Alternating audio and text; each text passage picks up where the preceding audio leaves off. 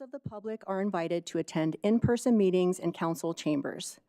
Public access is also available by telephone by using the call-in numbers posted on the meeting agenda, and tonight's meeting will be broadcast on the city's YouTube channel online. Will the clerk please call the roll? Mayor Leidy will be absent. Mayor Pro Tem Lucman Hiramasa. Here. Councilmember Burns. Here. Councilmember Severs. Here. Councilmember Kondo. Here. Councilmember Roper. Here. Councilmember Goff. Here. Councilmember Nowicki. Here. Councilmember Leidy. Here. Thank you. Thank you. Please join me in the Pledge of Allegiance. I pledge allegiance to the flag of the United States of America and to the republic for which it stands, one nation, under God, indivisible, with liberty and justice for all.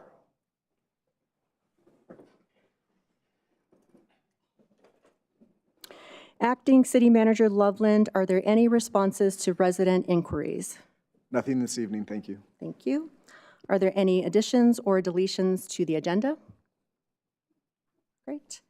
Moving into public invited to be heard, this is an opportunity for public comment on any item not set for public hearing. Statements are limited to 5 minutes per speaker. Statements must be related to city business and limited to matters of community interest. City Clerk Small, is there anyone signed up to speak to council tonight? No one signed up in advance. No one has signed up, okay. Is there anyone on the phone? There is no one on the phone. Is there anyone in the audience who did not have a chance to sign up and would like to speak to council? If so, you can come forward, state your name, address, or ward. Quiet night tonight. Sounds good. All right, thank you. Moving into proclamations, we have 2 of them. If council will please join me up front. Take my last sip of water.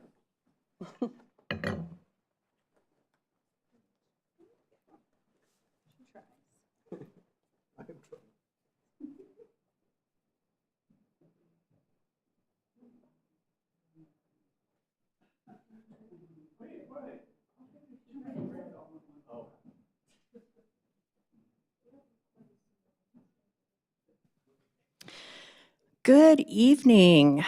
So our first proclamation is Monarch Flyway Conservation Day, and we have a bunch of people accepting the proclamation. We have Park Ranger Megan Wells and residents, volunteers, and pollinator advocates Brandon Brocate and Michelle Hoop. So if you'd please like to come forward, that would be wonderful.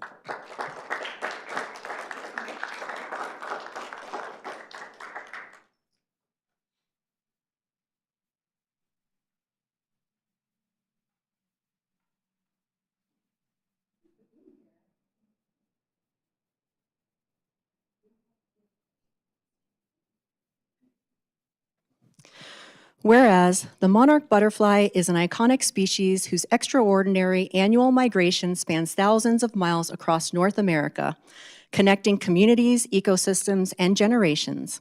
And whereas monarch butterflies and other pollinators play a vital role in maintaining healthy ecosystems, supporting biodiversity, and contributing to the pollination of plants that provide food and habitat for wildlife and people alike.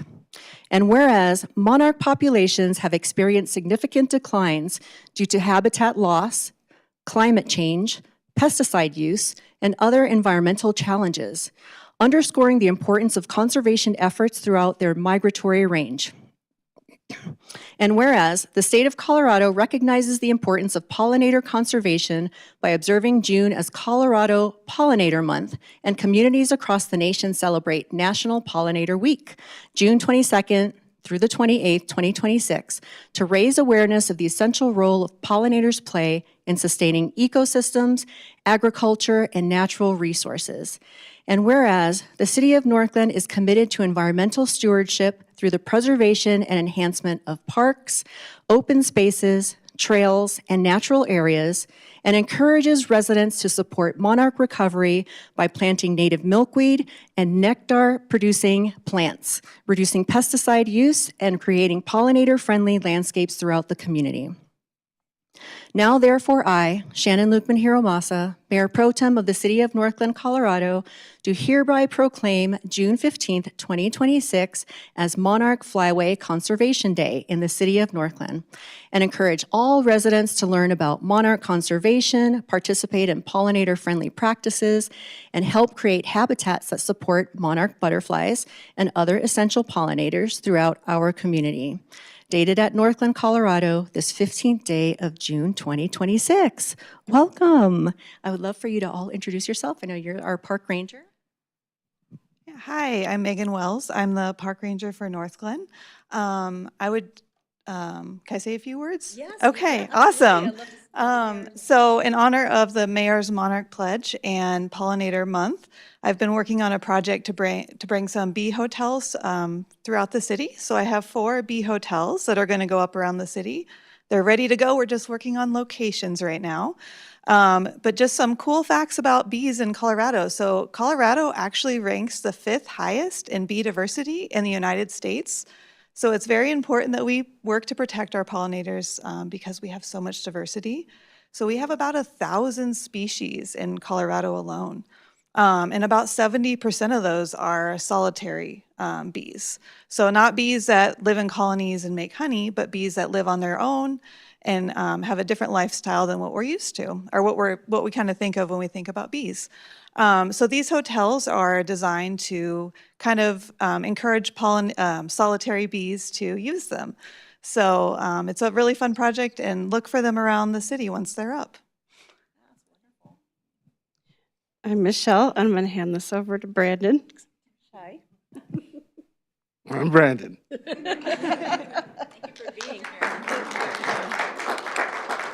Appreciate that.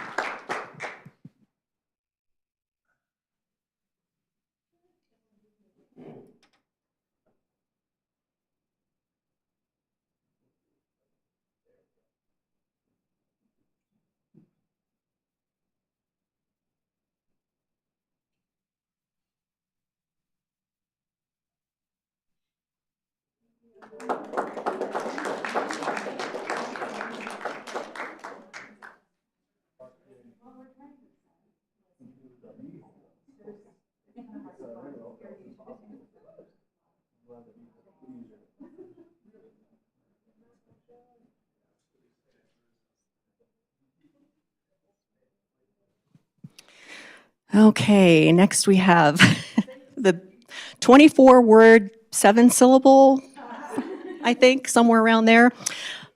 Sesquicemi-quincentennial 250, 150 celebration. Much easier to say the next part. Members of the 250-150 committee will accept the proclamation. We have Joyce Downing, Rosie Garner, Jill Parsons, Larry Harvey, Amanda Peterson, and Michael Stricker. If you would please come forward. Welcome.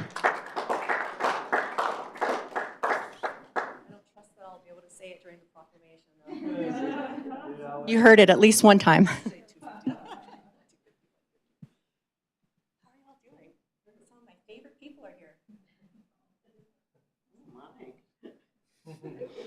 Okay. You know it, Mary. You know it.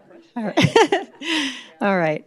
Whereas 2026 marks the 250th anniversary of the signing of the Declaration of Independence and the founding of the United States of America, a nation dedicated to the principles of liberty, equality, representative government, and the pursuit of opportunity.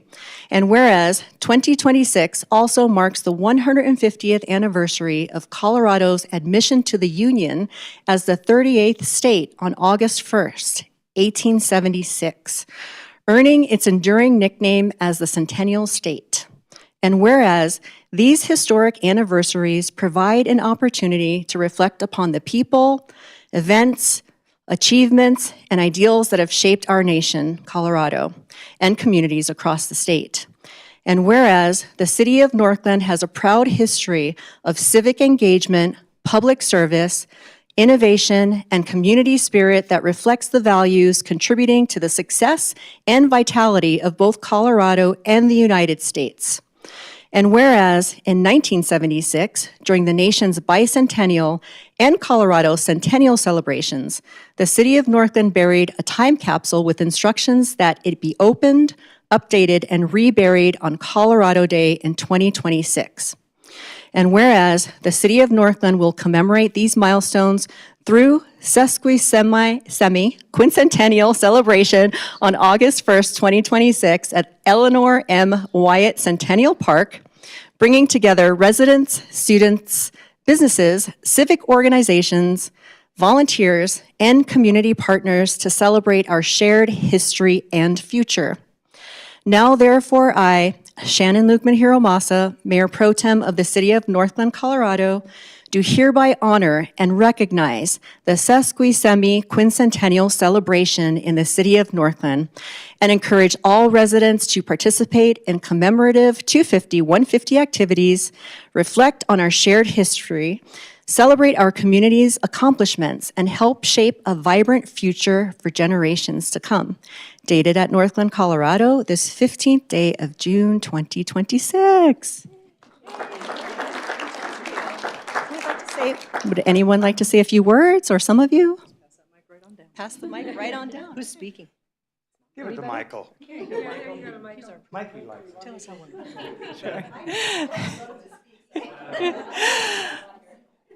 Thank you so much. We just want to say thank you for the proclamation this evening, and I want to say thank you to this group who has committed so much of their time to help us plan for the event on August 1st, as well as the future park plans. We've asked for about 3 hours of their time 5 times over the course of this summer. So I know we have a couple of council members who are serving on that committee as well, but really appreciate the time and energy that are going into that. We're really excited to be able to unveil that new park design on August 1st, and we invite everyone to come join us for that quincentennial celebration.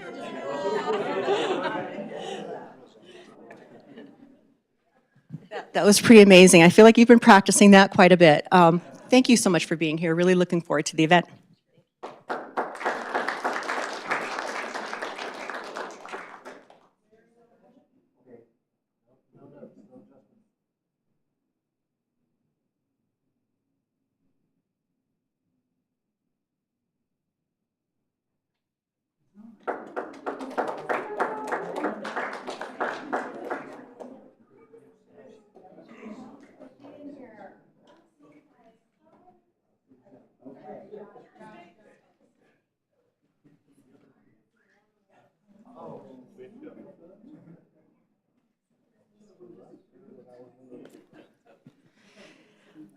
Great. We have a presentation, our June WaterWise Yard Awards, and I would love to invite Community Outreach Coordinator Jenna Gregg forward to present the WaterWise Yard Awards for the month of June.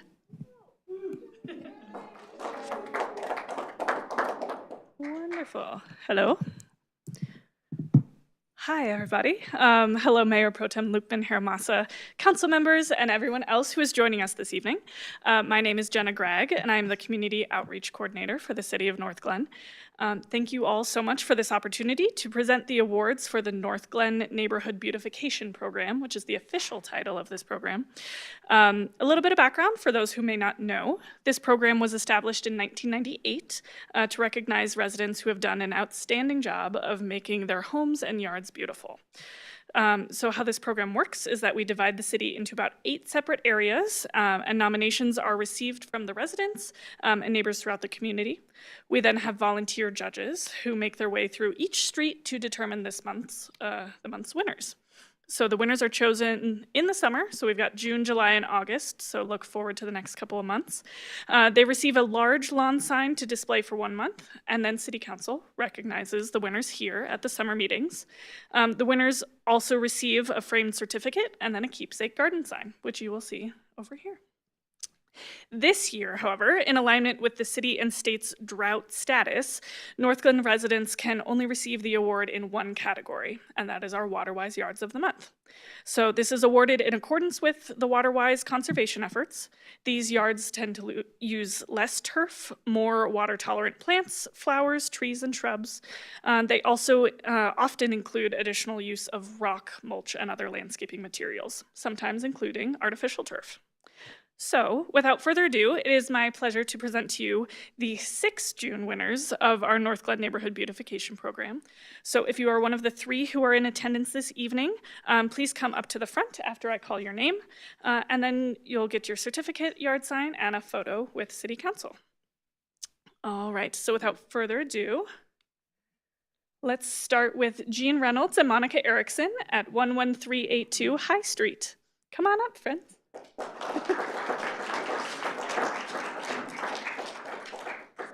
Either way.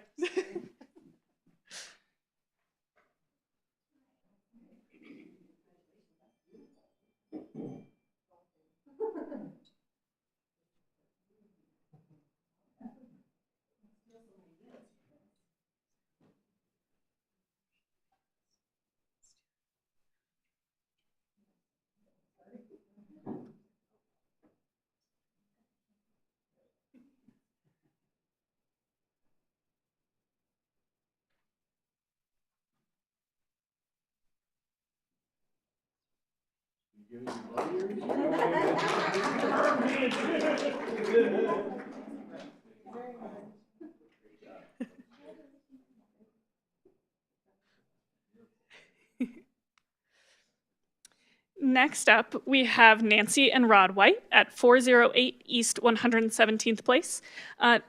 They were not able to join us this evening, but let's give them a quick round of applause.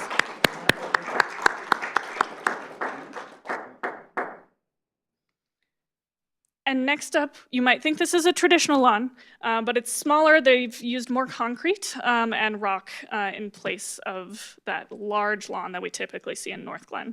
So this is Gustavo Fajardo at 10820 Mildred Drive. He was not able to join us this evening, but let's celebrate his efforts.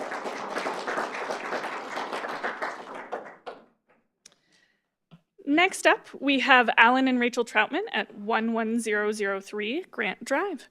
Alan and Rachel and family, would you like to join us up front? Or whoever wants to come on up. Congratulations.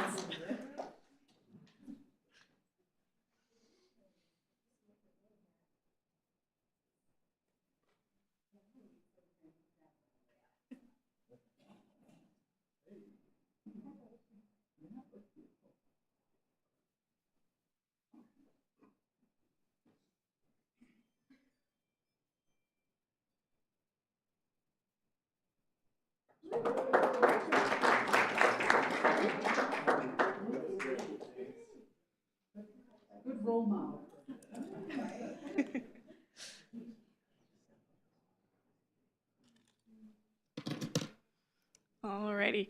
Next up, we have Steve Andrade at 10827 Clare Lane. Steve was not able to join us this evening, but I do want to pass along some remarks that I had on the phone with him. He works for Xcel Energy, so he's keeping the power on for us tonight. He is also just so thrilled to be a part of Northglenn, live here, and spend time with our local businesses. So I wanted to pass that along to everyone in this room to just hear some positive remarks from a resident who loves being here. All right, let's celebrate Steve's yard.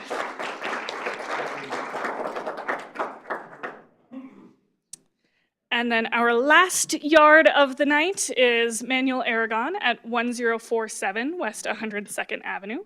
Manuel was not able to join us, but his wife Juana is here. Juana, if you would like to come on up.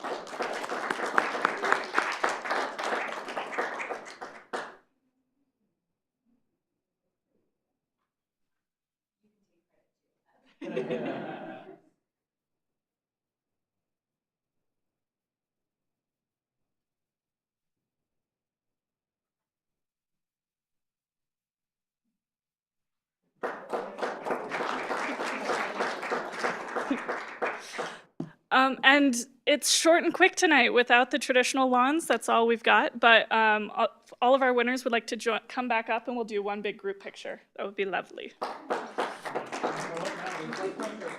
You can bring a certificate or your yard sign if you want, or just come on up.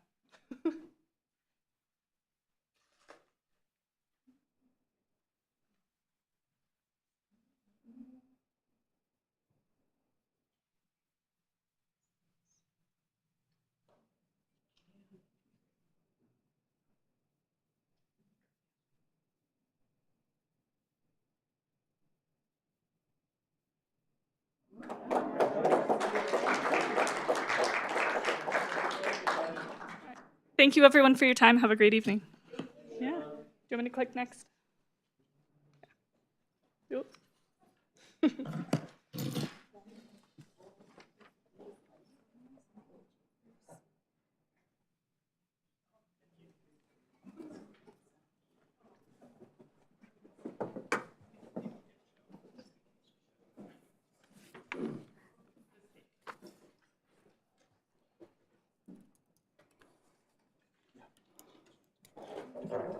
Those were some beautiful yards. Thank you, everyone, for coming out tonight. Moving into communications, we will start with Councilmember Leidy. Switching it up, I like it. Okay. Well, hi. I was just at, well, congratulations before everyone leaves. Bye, guys. Great job. I was just at the recent CC4CA meeting, which is Colorado Communities for Climate Action. We received updates on the organization's legislative, climate planning, and financial work. Despite the challenging year that our state budget had, CC4CA still achieved favorable or partially favorable outcomes on 41 of the 46 bills that we engaged on, while continuing to advance climate resilience and clean energy priorities across Colorado.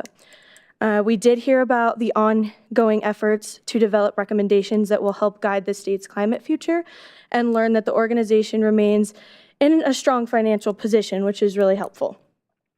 My favorite thing that I get to shout out tonight is our very own Mara Owens, our sustainability coordinator, was elected the vice chair of the CC4CA board and was recognized with an award. I know, so exciting, yay.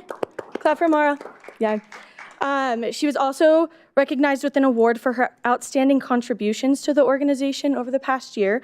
So it was really wonderful to see that her leadership and hard work was recognized, especially at that statewide level with the commissioners, staff. It was awesome. I do have a little shout out though. We are one of 2 cities in Adams County represented on this board. So go Westminster, but every other city, let's get on it. Let's get on this board. It's awesome. It was just a really awesome event, and so I had a lot of fun, and I got to learn a lot of new things, which was really fun. My favorite quote, I saved it. They said it like 30 times. I was like, okay, this needs to be written down. Got it. It said, invest in your community resilience and invest in your people. Don't invest in yourself. And I think that was really interesting, especially with a lot of the people in the room being in election seasons and election cycles. It was really cool to hear people say, invest in your people, invest in your community, not yourselves. So I just wanted to put that out there. Other than that, I'm looking forward to Juneteenth on Friday, and I think CML next week. It'll be a busy couple of weeks, but yeah, thank you. Thank you. Councilmember Burns. Thank you, Madam Mayor Pro Tem. Again, congratulations to our winners and for our beautiful presentations. We just had a meeting last week, so not a lot to report on. I did get to go to the police swearing-in ceremony last week, which was very nice. It was a good time, great group of people, very nice, very exciting. I'm excited about CML next week. I will be presenting on Tuesday morning, so come to my session at 10:45. Who's influencing your residents? I have some really great local creators coming and talking about how municipalities can work with like their homegrown talent and creators to help with local economy, event promotion, and that sort of thing. So stop on by if you're going to be at CML. And I am sad to miss Juneteenth this week because I will be traveling for work, but have fun for me and wear sunscreen. All right, thank you. Thank you. Councilmember Nowicki. Thank you, Madam Mayor Pro Tem. Just a couple things from me. Congratulations to the WaterWise winners. That's awesome. That's what I aspire to do. Someday I want to win a Northglenn award. So yeah, let me get there someday. And congratulations to Mara as well. That's really neat. She's done great work for the city. The only other thing, the Community Co-Production Policing CCPP board met. I was not able to attend, but I did get just a few things that they discussed. The Safe Exchange Program. So Northglenn PD has instituted a Safe Exchange Program. So if you buy things online or you want to trade your kids, I don't know, You can go to the police station, and there's a safe spot to do it. Right out in front. It's monitored 24 hours a day, so you can go there, swap things or kids or pets, whatever you want to swap, and it's all monitored. So again, the idea being that they have a safe place to kind of make those kind of exchanges. Beyond that, they're planning for city events coming up. They're also the ones that help with the kind of Halloween fall decoration piece. So be thinking about your Northglenn always really does a good job with Halloween. Ward 2 especially. I don't know what it is, but they just go ham. And it looks great. So I'm really excited for that this year. And then the Safe Street Halloween stuff as well. It looks like that is, in addition to that, the board also reviews Access Northglenn reports, safety sensitive zone reports, things like that. But I believe that is it for them, and that is it for me. Thank you. Councilmember Severs. Thank you, Madam Mayor Pro Tem. Thanks for everyone that won the awards tonight and stayed for all the proclamations. On Wednesday, June 10th, we had a stacked lineup. We had ADCOG, the Subregional Transportation Forum meeting. Adams County Commissioner and Chair Julie Mullica strongly advocated for finishing the end line in front of the ADCOG board and talked about building a coalition to advocate to get this to the finish line. So I thought that was important. Immediately after, actually, I didn't get to finish that meeting. I was reviewing it before I came here. I ended up at the Justice Center for the swearing in for the 5 police officers or new police officers. Congratulations to all of them. And just like graduating boot camp and going to SOI, when you got to the fleet, you know, you still had a lot to learn. So I know it's still early in the situation for them, but I wish them the best, and their success is our success. So hopefully that is what we get out of this. And then also, immediately after that, I went to the 150-250 committee meeting with some of these fine folks right here. They did have something set up in the rec center from the 11th to the 15th. I know that the survey is still alive, northglenn.org/centennial survey. You can give your feedback on that. We've already had the 2 meetings. We have another one coming up, and I think there's 4 altogether. And, you know, first of all, it's a great time to celebrate, a great reason to celebrate, but also it's a good time to invest in your community and get to know what's going on and where it can be. So make sure you have your opinions heard so it can be classified or brought into the mix. And I'm excited about the August 1st celebration. On Saturday, June 13th, I attended the Adams County Pride event. I will say I was pretty impressed. It was huge in terms of like setup. So very impressed, and it was just a good time. And then the primary election season, I'm going to keep harping on this, as I've said. 14 days when you go to bed tonight until you wake up, it's primary day. It's important to vote, obviously. In general elections, I think Colorado's generally around 66% of people vote, eligible voters. When it's a primary, it's like 33% or somewhere in that. So about half as many people vote, and we already don't have enough people that vote at the general election. So please vote.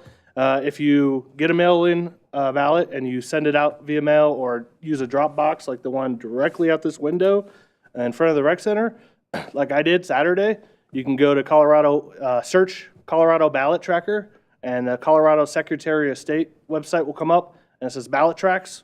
You can check in, and it's very little information you put in. It'll tell you it got received, it got accepted, and just follow up on that. And then, again, just as an American, with the Iran war going over 100 days, we're roughly 113 billion since we started the war. Inflation's hit 4.2%, and gas has skyrocketed. Private and government-owned oil reserves are basically zero.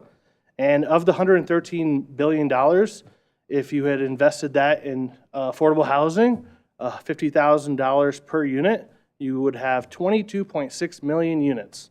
So invest in America is better than investing in foreign wars. Thank you. Thank you. Councilmember Goff. Thank you, Mayor Pro Tem. I just want to say, first of all, a couple of things about residents or for residents. I want to thank Larry Harvey, who was here tonight, because he is not only the president of the Northglenn Senior Organization, but also on this committee and volunteers in a lot of ways. So we couldn't do the things we do without residents like you, so thank you. And then, so the Northglenn Senior Organization did meet earlier today, and one of their primary fundraisers is the Duck Derby. And this year, we're expecting not to have enough water in the ditch over here to actually have a derby, so they're going to do a duck drop. So it was described to me, but if you really want to see something exciting and new and different, come and see the duck drop on the 4th of July. They're still selling tickets for that, so you can check the Northglenn website. And so I don't know where else would be available. The Rotary, Northglenn Thornton Rotary. Oh, somebody's got some in his hand right now. So, yes, you could. Senior Center, the Senior Center. Okay, great. So speaking of investing in your community, that would be a good opportunity. Anyway, so let me, the other thing about from residents is we did, both Councilmember Kondo and I got a letter this morning from a resident just up the street from where I live who wanted to write and say thanks to the city for a quick and efficient water repair to a water line break that happened in front of his house last night. So he was very excited that the break, he wasn't excited that he had a water main break, but the break happened around 6 o'clock, and by 9:30 they had water service restored, and by 11 p.m. the hole was filled. And this was on a Sunday night, so he was very impressed with the service that our staff provides for our residents. And that's it for residents. Now, on June 11th, the Parks and Rec Advisory Board met, and they are beginning discussions on budgets for next year and into the future, and looking at possibility of user fees changing, unfortunately. And then they also reminded us that July is National Park and Rec Month, Parks and Recreation Month. So we'll be looking forward to some announcements or celebrations around that. And then the only other thing I just, again, going to remind people, come out to Juneteenth. Hazel Miller will be performing, and she's wonderful. And I mean, lots of good food trucks, lots of good entertainment, so please come. And that's it. Thank you. Thank you. I'm still trying to visualize a duck drop. Yeah. Okay. Councilmember Kondo. Okay, I'll find out. Councilmember Kondo. Thank you, Madam Mayor Pro Tem. Couple things. One, obviously I was not in town for the last couple meetings, so I appreciate your grace to allow me to participate virtually. I was away actually first for our family friend's funeral, and then at this house that I have in Arizona, I installed my own photovoltaic powered split level heat unit, AC heat pump. And unlike the Jim Needham commercial, I did not shock myself like the husband did. I'm pretty proud about that accomplishment. But again, you know, it's just kind of shocking that some parts of the country just isn't, and Arizona's one of them apparently, isn't really big about having people put solar on their homes. And it's kind of mind-boggling as a state that is half desert. But in any case, thank you for allowing me to participate remotely. I too participated in the 150-250 Planning Commission along with Councilmember Sievers, so I really appreciate that opportunity.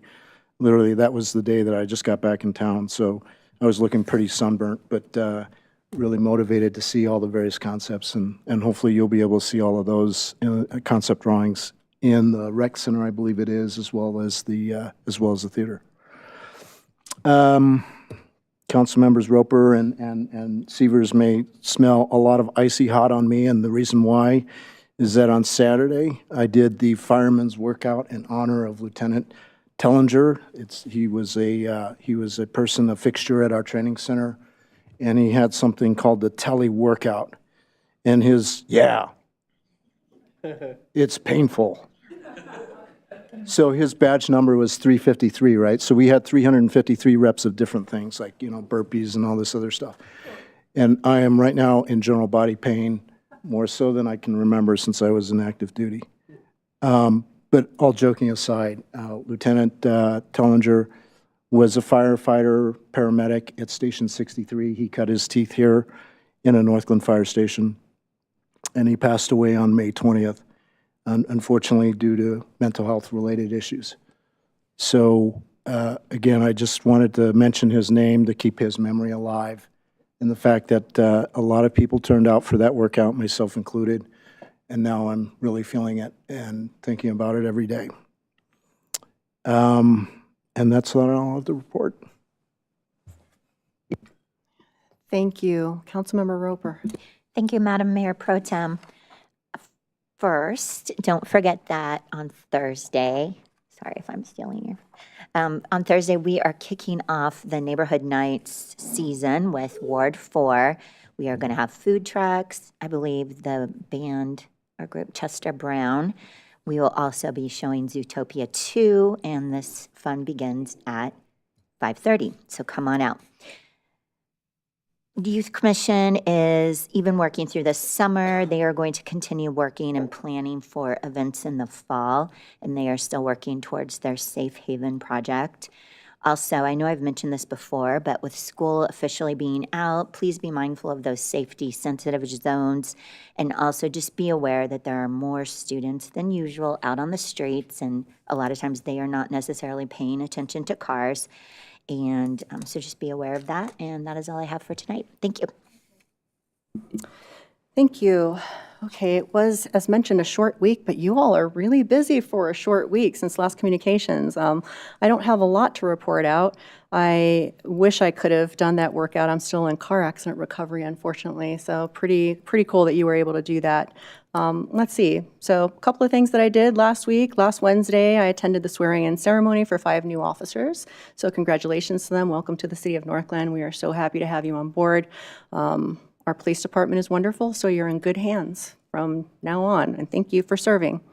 Our Vail board had a meeting, and we just approved reimbursements for the first quarter.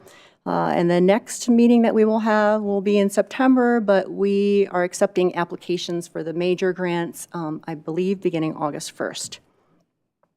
We do still have a couple of openings, so if you know somebody who would like to become a board member, they are welcome to apply. We highly encourage.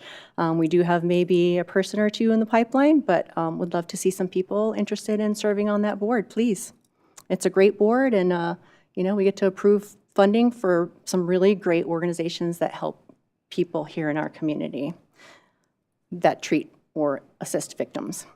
And this is not a city thing, but I went to the Filipino Festival in Edgewater. It's in Edgewater, and it is so cool. So I'm just throwing that out there. If you ever have the chance to go to that, wonderful performances and culture. My daughter and granddaughter danced hula, since we have the Hawaiian heritage on my husband's side, and it was just really fun. And then last but not least, as Councilmember Roper mentioned, we have our ward meeting this Thursday, and please get the word out. I know we got our flyers really late, only with like 6 days notice. So I'm just a little worried. If you're in Ward 4, please spread the word that we have that ward meeting on Thursday. I'll be posting it on my social media as well. So it should be a lot of fun. And it's not only a chance to talk to us for a little bit and then enjoy the food trucks and the bands and all that good stuff in the movie, but we also have like city representatives there, our DICE board, our CCPP board are always there, and I don't know who else, but it's just a good chance for you to stop by and talk to our staff who work so hard to make all these events happen, and also volunteers who make great things happen for our city as well. And that is all I have. And then let's see, Acting City Manager Loveland, do you have anything for us tonight? Thank you, Mayor Pro Tem and Council. I do not have any updates tonight. Okay, thank you. City Clerk Small, do you have anything for us tonight? Thank you, Madam Mayor Pro Tem. I do have 2 quick updates. The first one is that the City Clerk's Office will be hosting a Walk-In Wednesday event. This will happen next Wednesday, June 24th. And so any person is welcome to come into the City Clerk's office between the hours of 8:30 a.m. and 4 p.m. to submit a passport application. No appointments are needed. If you need information about what to bring to the appointment, please visit the city's website or give us a phone call at 303-450-8756. We're hoping to reach customers who might need to do things at the last minute or at this, on the spur of the moment. You can also make an appointment if you're more comfortable with that. We'll have several staff members helping everyone. And then the second item is just, I wanted to provide a little more information. Thank you, Councilmember Severs, for the information about the drop-off boxes for the June 30th primary election. I wanted to note that the voter service and polling centers for the election will be opening next Monday on June 22nd.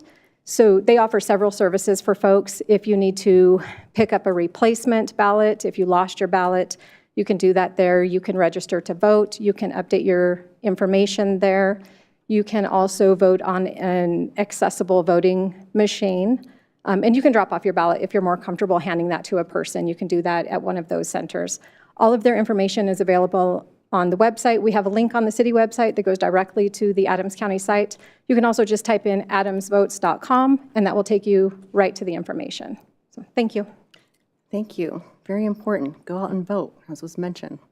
And then you are not City Attorney Hoffman, but we have Catherine Vera? Yes, Katie? I am not. Welcome. Yeah, Katie Vera covering for Corey Hoffman tonight. Thank you, Madam Mayor Pro Tem and members of council. I do not have anything to report.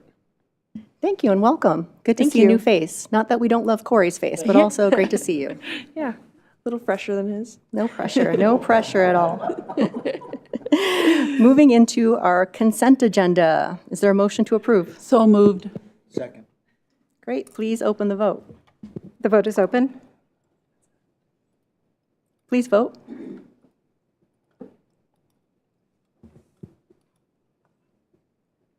I will close that vote, and the consent agenda passes unanimously. Thank you. Moving into resolutions, will the clerk please read the title of the first one?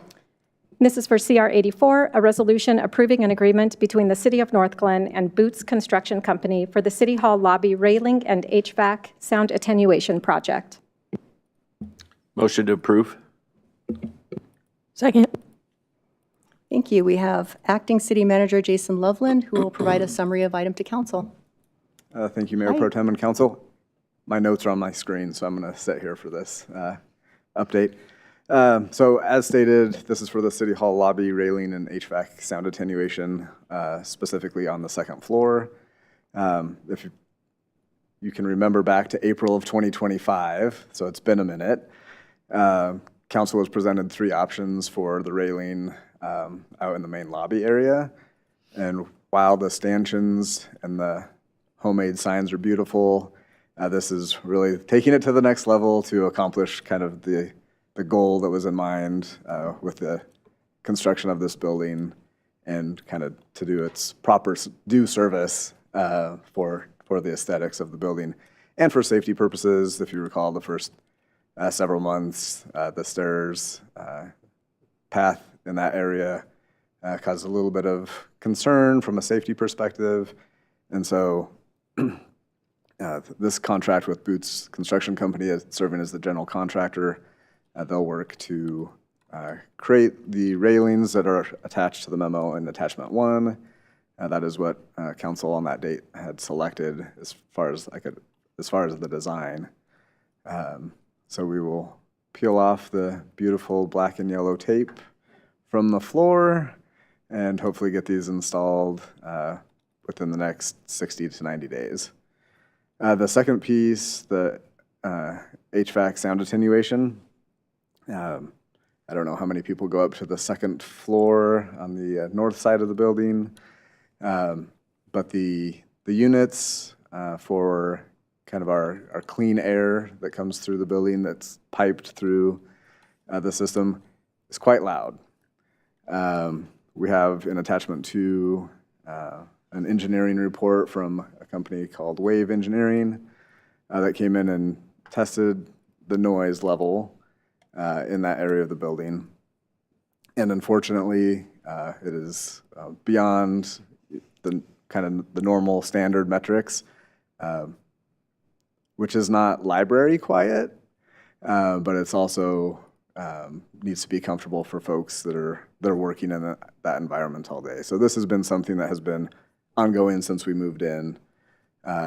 Really tried to focus on finding the most cost-effective ways to dampen the noise in the building in that area. So the report's attached.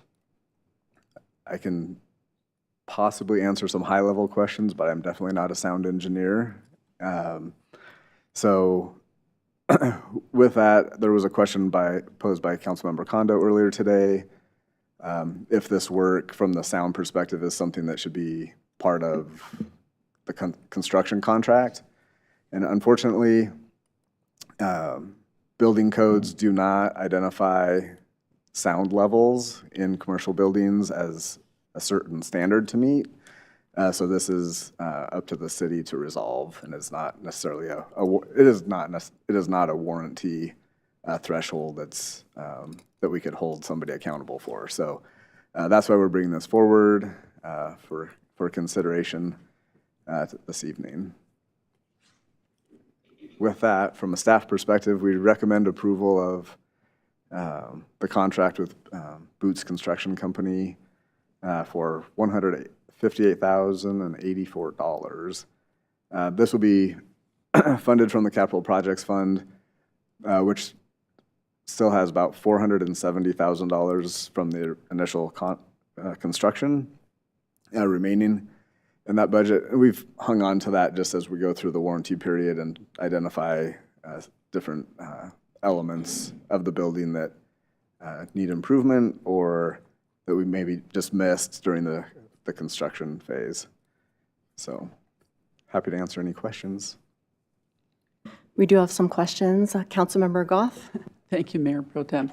I didn't think of this until I was sitting in this room, but I noticed this work is something to do with the ducts and whatever. Do you know if it'll affect the air conditioning, like the climate control that's going on, sometimes not to our liking? This should not impact. Okay, so it doesn't affect that. Okay. Yeah. Thank you. Councilmember Leidy? Well, first, I just want to say, as someone who fell on the stairs and watched my brother just face plant on the stairs, thank you. I'm really excited about that update. I do have a little just comment, not a question. I think it's really awesome that you guys are bringing this forward, just because I just spent a week with staff and they were telling us all the really awesome things that they're working on, and then some other councils in like the rural mountains, they just kind of vote no and they don't even pay attention to like the staff recommendations. And so I just think it's awesome that you guys put this much work and this much attention to detail in your work. And so I wanted to mention that for the residents that are listening, that you're not just throwing these things together, you have attention to detail and you're paying attention. So thank you so much. And yeah, that's all I have. That's a really great thing to say. Councilmember Severs? Thank you, Madam Mayor Pro Tem. I think, this seems like a pretty reasonable ask. And for anyone that's concerned about spending money on a building that we just spent a bunch of money on, there's almost never a building that's built that doesn't have something that needs to be adjusted afterwards.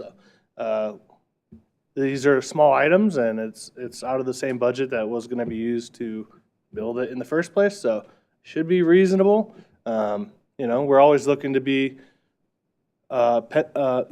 keep our money in our savings account per se, but we don't want Councilmember Leidy to fall again, or anyone. I know falls can be very bad. I work in senior living. People die from falls, so it's the reality, and you invite a lot of people into this building, so it's better to add some handrails than have an incident like that. And that's all I have to say. Thank you. Councilmember Nowicki? Thank you, Madam Mayor. Question with regard to kind of the construction and development. You already said, obviously, you can't go back to the construction company and be, hey, this didn't work out. Is it a design issue? I mean, who fumbled the football here? I'm not sure that anyone fumbled the football, but I will tell you that we've met with the design team, from the architects to like the actual HVAC engineer folks, a mechanical engineering team that did the design, to kind of go through a thorough process. And it's like that Spider-Man meme where they're all pointing at one another. We're just engaged in making it better. So, right or wrong, I don't know that we have a specific place to point. So, You're being awfully generous. Okay. Yeah, it sounds, I know you guys have done the work, so I'm not going to push the issue. Thank you. Thank you. I do not see any more questions. I think any questions I had were already asked. So, yeah, unfortunate, but it happens. And excited to finally see maybe something real go into the era with the stairs besides the yellow and black tape. So thank you for that. Thank you for the work. Please open the vote. The vote is open. Please vote.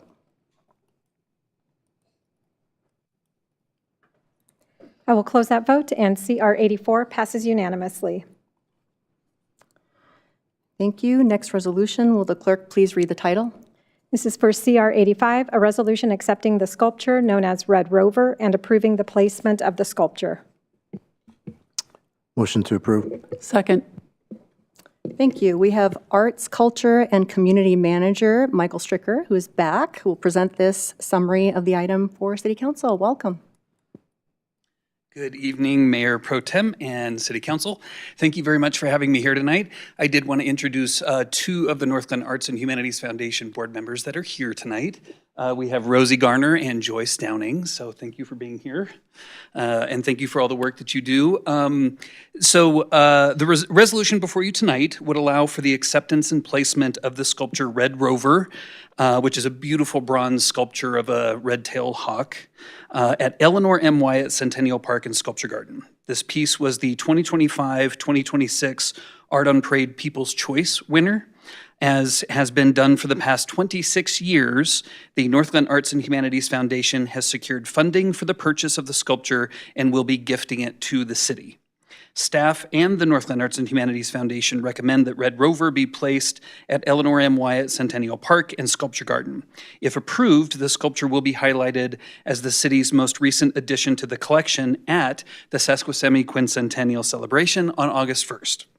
The NAHF is excited to continue to grow our sculpture collection through donations such as these and are seeking council support in moving forward. I would be happy to answer any questions if there are any. Councilmember Goff. Thank you. I know there's a couple of different design plans out for that park. Is this sculpture going to need to be moved, or you made arrangements or consideration for it already, or what's going on with that? Thank you so much for the question. So currently we have 7 sculptures that are out there already in the sculpture garden. This would be an additional. And all of the plans going forward integrate the current collection that's out there, as well as creating some new spots for future pieces. And so the idea is that the NAHF would be partnering with the city on how things move around as the park is redesigned. So all of the sculptures, even Red Rover, will stay in that park. And yes, it will be installed temporarily that then could be moved at a later date once there's funding secured for the redesign of the park. Thank you for that clarification. That's a great question. I don't see any more hands up. It is a lovely sculpture. I'm really excited. I think it's a perfect place for it. And it's to be unveiled on Colorado Day, correct? Correct, yes. That sounds lovely. So thank you for all the work that you put into that. Yes. Thank you so much. Great. Please open the vote. The vote is open. Please vote.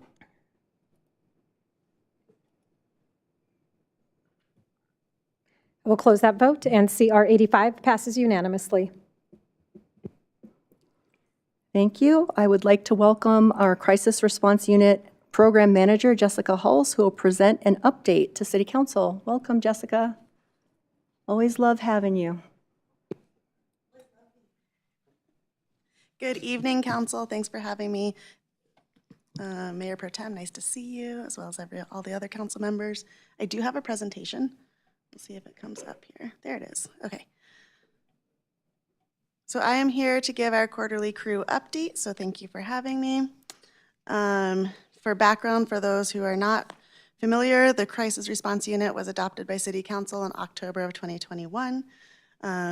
We take referrals from our Northglenn Police Department, our neighborhood services, our municipal court, and our residents themselves, as well as our community, and our reports are always available on the website. Some of our statistical numbers. So since January 1st to May 31st, I broke it down by the 3 different programs that we do, which is crisis intervention, homelessness intervention, and targeted violence prevention. And these are the services that we provided under each of those programs. So mostly under our crisis intervention with 1,478, 800 services were provided for homelessness intervention, and 84 services for our targeted violence prevention. So when I'm speaking about crisis intervention, that's really going to be our calls for service that mostly align with our police department. Those are calls for service that revolve around mental health, some suicidality, people who are calling 911, not for criminal or public safety matters, but people who really just need some additional help. And we work to connect those folks to therapy. We provide assistance with transportation. We connect to financial assistance. We work with hospitals. We do pretty heavy case management. And just to reflect back on that number I shared, it doesn't mean that the officers have called us out that many times. That also includes all of our case management sessions we've done with folks after the fact too. When I talk about our homelessness intervention, this includes our partnerships across the region. We are part of our Built for Zero program. We do our outreach on Mondays, Wednesdays, and Fridays across City Civic Campus. And on Tuesdays and Thursdays, we go into E.B. Rains Park. We participate as the SWAP partner for this area. And we are developing a relationship with the Aurora Regional Navigation Center. I should say on here, it does say that we have our Friday office hours. I think I reported the last time that we were going to phase those out. We did have our last office hours the first week of June. It had really dwindled down. We were only seeing between 2 to 4 people per week at that point in time. So we're looking at a way to consolidate those resources into once a month and bring on all of the community partners so people can just come to a place once a month. We are looking for a place, so we're reaching out to community partners to see if they would like to host that with us, because we have had some interest in having a partnership outside of the city as a place to host that. It wasn't really conducive in that court area, and then looking at our community rooms, having a consistent schedule when we host so many other events across the city, those city rooms are not, wouldn't provide the consistency that we're looking for to kind of rebrand it. So our clients know, they know how to come up and reach out to us. We're still continuing on with our mail program. We're still doing all of the housing outreach that we can do, and we still have a pretty good relationship with all the clients we were seeing on those Fridays. With our targeted violence prevention, that really looks at our partnership internally with our law enforcement. We have a couple of different departments that create our behavioral threat assessment unit. We also lead the regional North Metro threat assessment group. I attended a certification course to teach threat evaluation and reporting. That was in Philadelphia through the National Threat Evaluation and Reporting Center through DHS. And we also presented at the Rocky Mountain ATAP, Association of Threat Assessment Professionals, on how to build regional assessment teams. So that was hosted at the Broomfield Detention Center.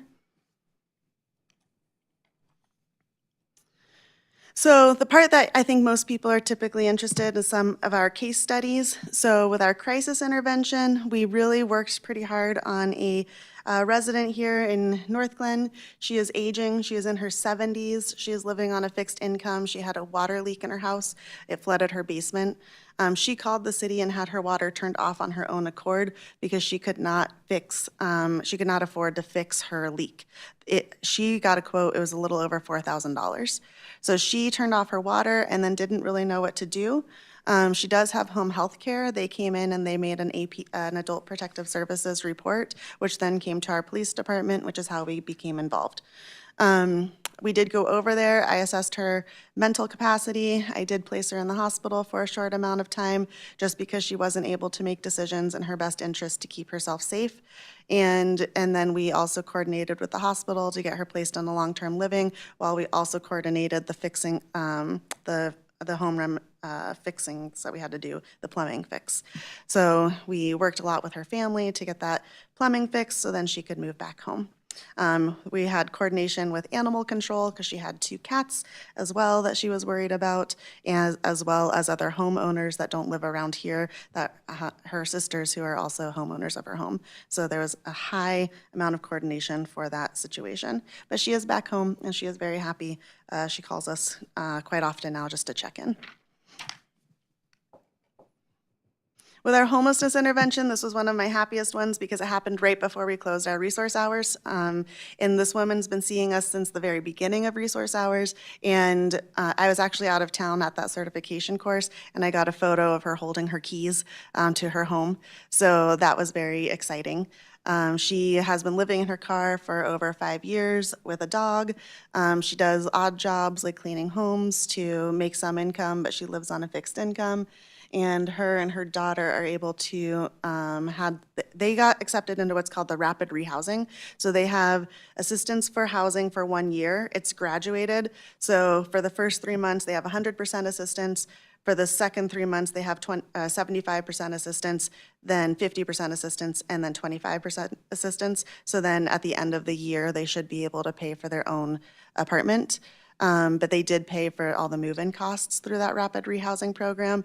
And with her income and her daughter's ability to work, they should be just fine after the year. For our targeted violence prevention, I really can't give case studies just because sometimes there's ongoing investigations and it's difficult to convey the complexity of those cases with safety. So what it does undertake is we are looking at any type of intervention before it rises to that criminality. So I talk a lot about the pathway to violence, and there are steps that people go on until they carry out their attack. And really, our crisis unit, our behavioral threat assessments, that happens on some, like the 4th and lower steps. And then when you're getting to that 5th and 6th step, that's really going to be a higher coordination with our law enforcement, because at that point in time, a lot of times you have some criminal activity. So we have worked pretty seamlessly. I think we've now done 38 threat assessments since we have started this. We have had some really positive outcomes with people getting connected to assistance, moving off their targeted violence pathway, and receiving the support that they need. We've also had some that move forward to incarceration, which will happen, but we have a great regional network of partners that are speaking the same language and investing in the same processes. So just as a snapshot of Adams County and our co-response across the county, so Northglenn, as you know, is an internal co-response program, and we are still the only one, and probably will be the only one, that provides the homeless interventions as well. Adams County has an internal co-response program. Brighton has a co-response team through Reaching Hope. It's a contract. Federal Heights has a case management program through Reaching Hope. It's a contract. They do not currently have co-responders just because it was so difficult to try and hire, I believe, is what was going on. And I don't know if they are going to expand into co-response. Thornton has an internal co-response program, Westminster has an internal co-response program, and Commerce City has an internal co-response program as well. And we all just got to attend the International Co-Response Conference that was hosted in Dallas, and it was really fun. And there's a large representation from Colorado. Colorado consistently is the largest representative of co-response across America. We represented 11.4% of the attendees. I started going to this conference 5 years ago now, and at that point in time, there's only 250 attendees, and we're almost 1,400 at this point in time. So that's fun to see grow. For a financial impact, we get these numbers from the Police Practice and Research Journal, as well as the Colorado Coalition for the Homeless. Through diverted emergency room visits, that's when we're looking for more appropriate care. We safety plan with family, we use the walk-in crisis centers, and we get people placed directly into treatment rather than utilizing the emergency departments. We've had 46 that we have diverted from emergency departments so far up until that end of May. for a cost savings of an average $46,690. 5 diverted jails, that's typically going to be looking at our partnerships through detox facilities, and we grew a relationship with a Falk. It's a private ambulance company that will now come directly to us to bring people to a detox facility, so our officers don't have to be off the road going to Denver Health or the Aurora campus. And so we've had 5 diversions for $8,995. A little fun fact about that diversion, I got the numbers today. Since that started in the beginning of May, Adams County has had 22 Falk ambulance rides. 17 of them have come from Northglenn. So we are utilizing that service quite frequently. Then with housing, we have housed 9 individuals up until that May 31st for an average savings of $244,737.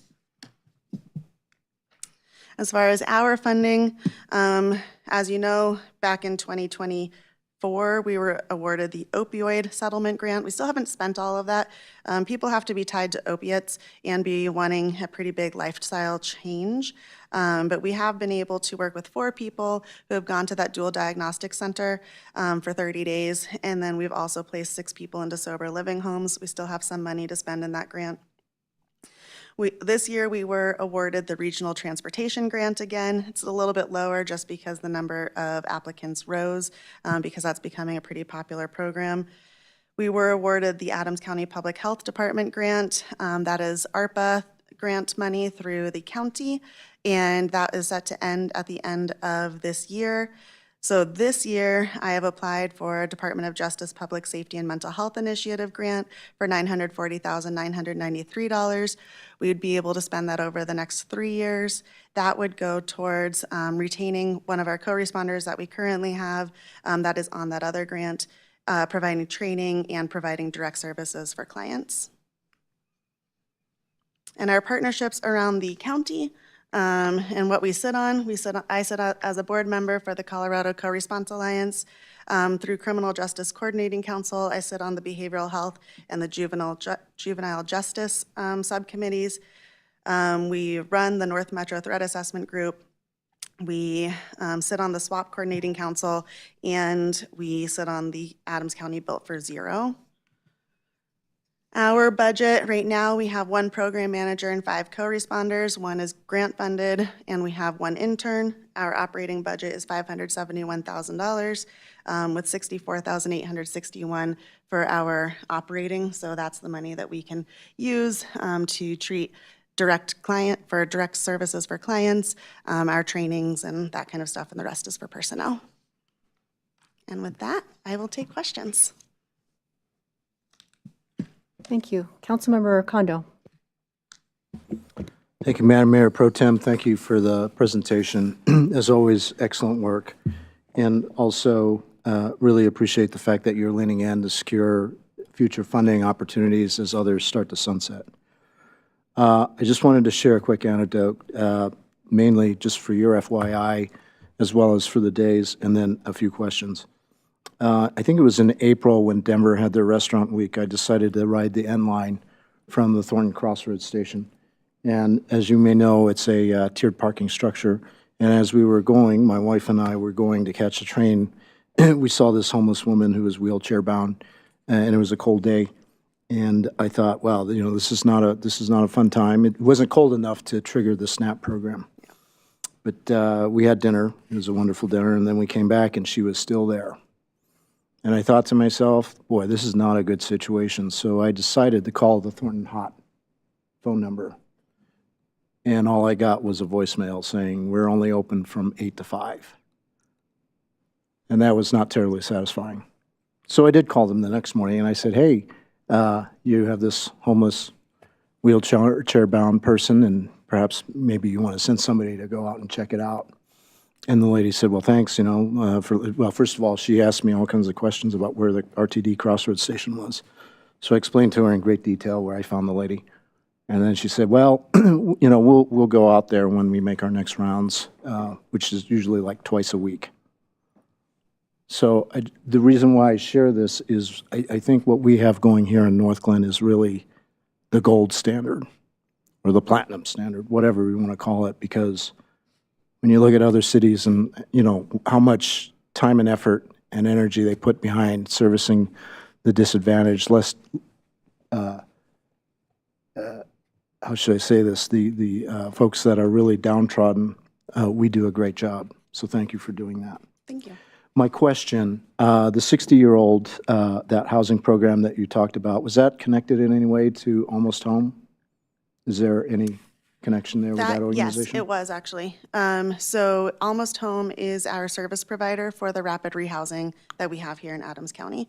So her pathway to housing was we got her listed on that One Home program I've talked about before through Metro Denver Homeless Initiative that runs the homeless management information system.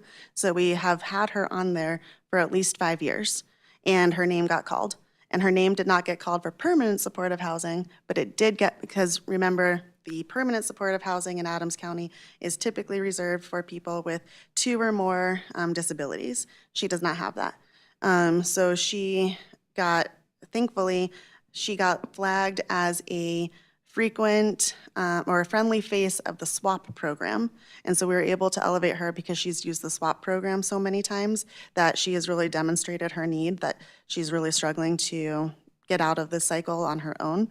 And so she got elevated through the One Home program, which then got her connected to Almost Home. And we work with Almost Home Navigation.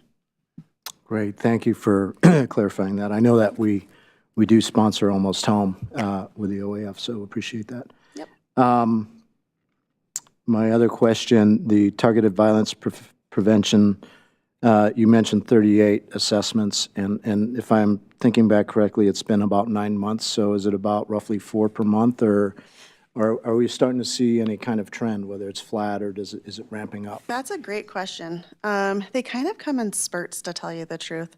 I don't really know how or why something gets triggered, but right now we have about 2 that we are managing, and some just have quicker resolutions. Some have more interdisciplinary, like they live here or they work elsewhere, so we're able to have that partnership across boundaries or lines. Some are connected to resources that they might not have known that they were connected to. Some have family members we can bring into the puzzle and help stabilize the individual. And some have created some criminal charges that we then partner with our law enforcement team members to. Gotcha. All righty. Well, thank you. Great work as always. Thanks. Thank you. Councilmember Severs. Thank you, Madam Mayor Pro Tem, and thank you, Jessica, for the presentation. As you know, I appreciate the service that you guys all provide. I will say, recently, my neighbor, her husband passed away unexpectedly, and she's on FMLA. Her had a back injury, not working. They just closed on the house. They were very concerned about. She was like, obviously there's a lot going on when that situation happens. But I referenced her to Almost Home. I referenced her to you. Sounds like from what I talked to her later again, and she did get connected with the Adams County Health Department, or like the building right over on Pecos. Yep. Yeah, so she got connected, but again, I had no problem like trying to have her reach out to you guys because I was like, they have a lot of answers. You're in a crisis. It's okay. Yeah. So I really appreciate having that in my back pocket. Hopefully we don't come across 1,000 of those situations, but things happen, and it was very sad. But I've been mowing your lawn.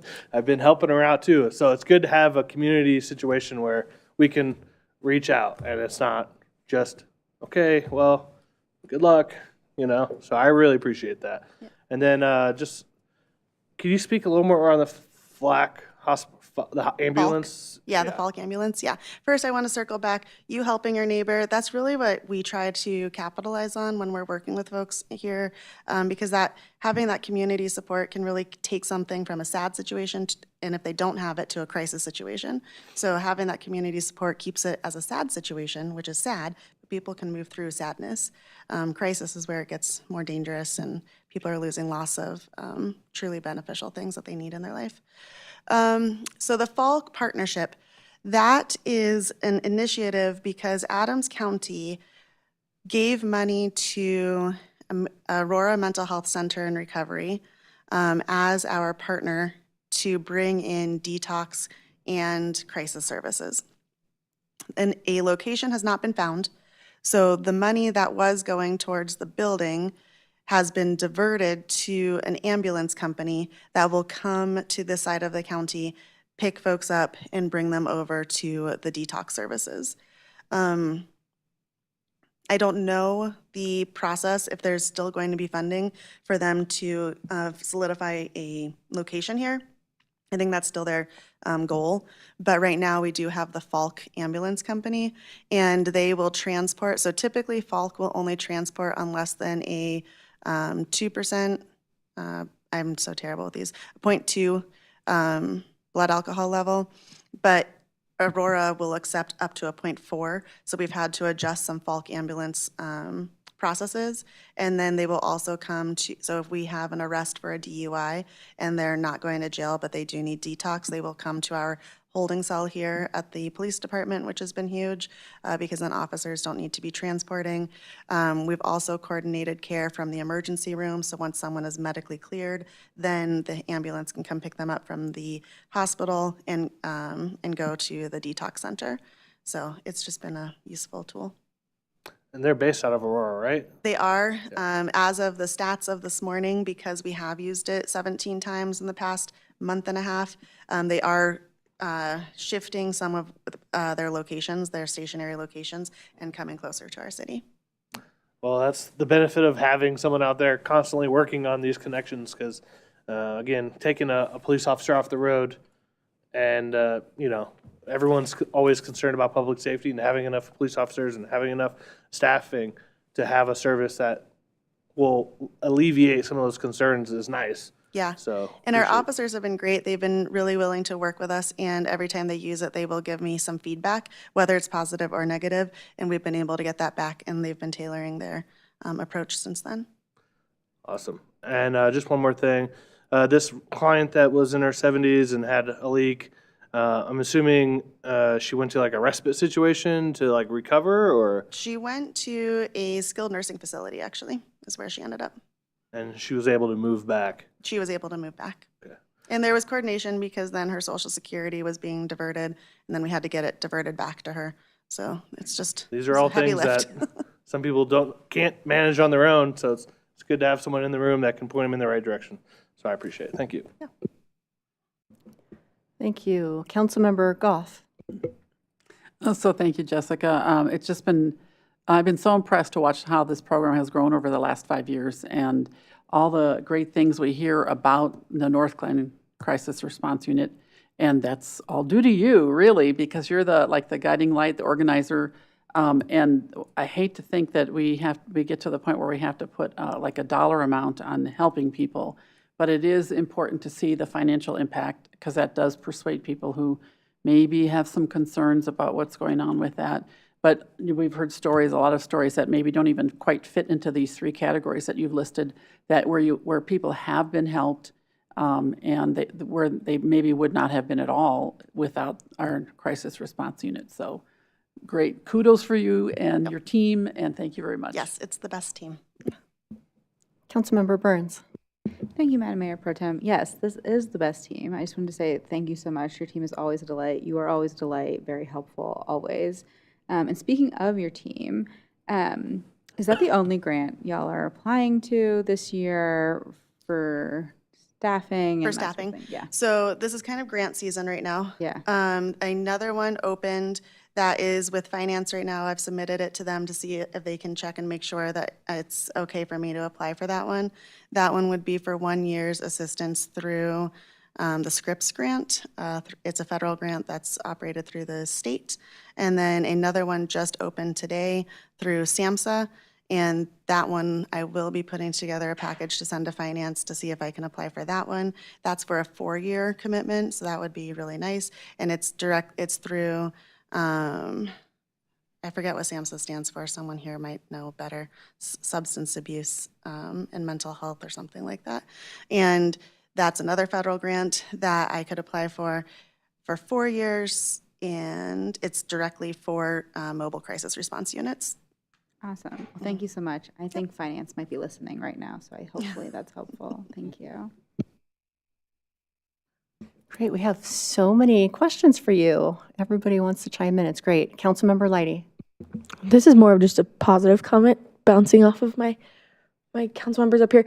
You guys are not just amazing here. You guys are known across the state and I'm pretty sure across the nation, right? And so it's really awesome to see that. And then on page 12 on our slides, you noted that you guys are also, it looks like the only team that provides the homeless interventions, which is huge. And back to that financial piece is we should probably be funding more. Like, this is amazing. Like, you guys are doing so much work that other places aren't doing, and you guys are setting the standard, and that's amazing. And so I just wanted to give you a little yay. You guys are awesome. I really appreciate that. And I want to be clear, the other municipalities are providing homelessness services, but not within their co-response teams. So they just employ a different team of people.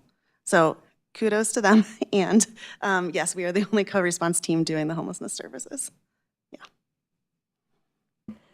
Thank you. I looked up SAMHSA, Substance Abuse and Mental Health Services Administration. There we go. It's easier to say SAMHSA.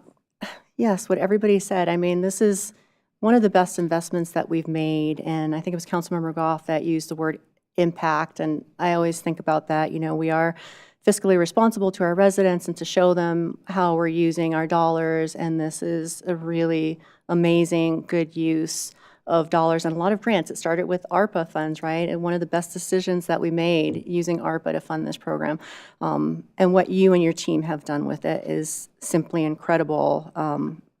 Yeah, as was mentioned, you're known. Our city is known. Crew is known across the state for sure. And people look to you for training. So kudos for that. I want to say I appreciate all of your continuing education efforts, all the certifications and conferences that you're going to. That directly impacts everything that you do in the team and everything that we're able to do, like the TVP. I think that's incredible. So I really appreciate that proactiveness. I just wanted to say that. And then I am also keeping an eye on grants on that federal committee that I'm on. So if I see anything pop up, I'll absolutely let you know. But so far, it's kind of the same ones that you've mentioned. But you never know. So I will make sure we continue to push for that because other municipalities are also trying to either continue or stand up similar programs, crisis response programs. So it's important to a lot of municipalities. Another grant that I'm looking at is for our officers' mental wellness, I should say. I'm working with Lieutenant Thibodeau and Commander McNeely on figuring out what we want to apply for. That is super important. That is one of the key pillars of the committee as well, is to find funding to support programs for officer wellness as well. So yeah, thank you for doing that. That's amazing. One question I have on the TVP, you said it's a regional collaboration, so you kind of probably answered it, but I was just wondering, you know, with your expertise and all the education that you've poured into yourself and your team, do other municipalities ever like ask you for help for assessments? Most days. I sit on a regional team, like I said, that includes 7 of our local law enforcement office partners from Adams County. So I structured it around the 17th Judicial Court. So our DA's office, our FBI liaison, our fusion center, our behavioral health hospital, our public mental health folks, our 3 school districts, probation and parole, which people often forget are part of our law enforcement partners. So those people I talk to on a daily basis, someone from one of those departments. Then because I manage the North Metro, I know the person who just started the West Metro, so I helped the West Metro Threat Assessment Group get going, and so I talk to her on a regular basis. And then I know the officer in Aurora that's trying to start the South Metro Threat Assessment Group. He has not had as much traction, but I talk to him pretty much every other day as well. And then our school district Adams 12 risk assessment team, I talk to Olivia most weeks. Yeah. That's pretty incredible. Also to help stand up other similar programs, right? And South Metro, that's great. So thank you for doing that too, because it's an all thing. It's not just us and us thing. It's all of us thing. So, you know, issues don't just stay in our city. Everybody needs help everywhere.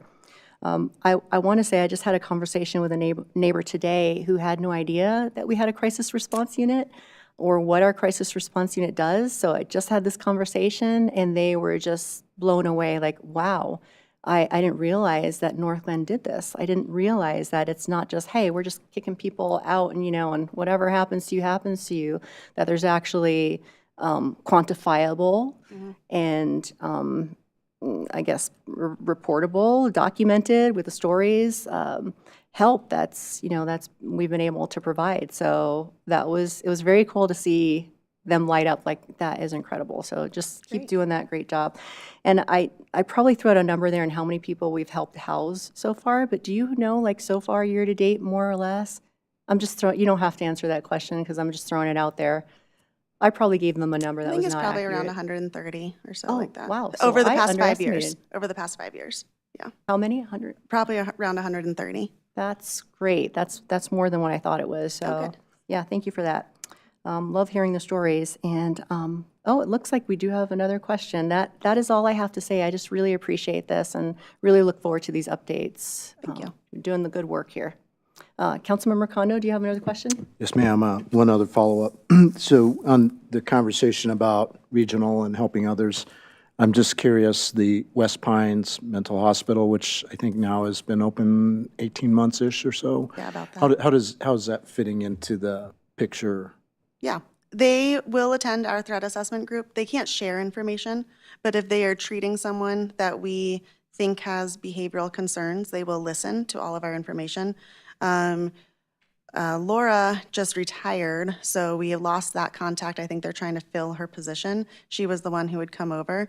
And we have a great relationship for drop-offs and direct admits to West Pines. So having them here in this region has been very helpful. Thank you. Yeah, if I recall, and I think a number of us toured, that facility was going to be like 400 beds, and they had only one-fourth of the facility open. Yeah. So I don't think they're fully open still yet with all of their bed spaces, but I think that has to do with licensing or something, maybe staffing to patient ratio. But they are typically able to work with us to find a bed for the people that we're calling about. okay, great. Thank you. Yep. Well, it doesn't look like we have any more questions. I just want to say thank you again for all the work that you and your team do. Yeah, thank you. Appreciate it. Take care. Our last item is public invited to be heard. This is an opportunity for public comment. Statements are limited to 3 minutes per speaker.